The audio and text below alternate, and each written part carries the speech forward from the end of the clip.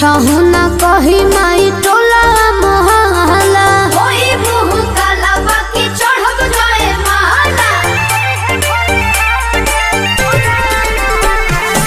पापा से बात करू करी है भोले हाला कुछहु न कही माई टोला मोहल्ला जमी हमके ते सताओ मुना चमकाओ कुछ बटे न लड़ाई में मन नहीं लगत पढ़ाई में माई शादी को दे रे जुलाई में। मन नहीं लगत पढ़ाई में माई शादी को दे रे जुलाई में।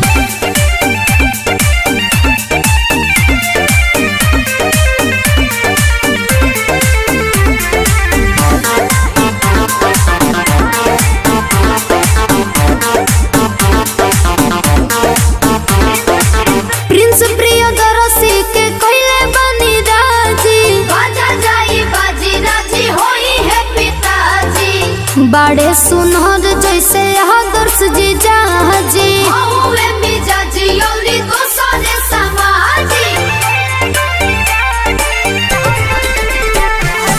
प्रिंस प्रियदर्शी के कइले बनी राजी बाड़े सुनहर जैसे आदर्श जी जाजी चाही नाही जब सरकारी होके संस्कारी चाही ना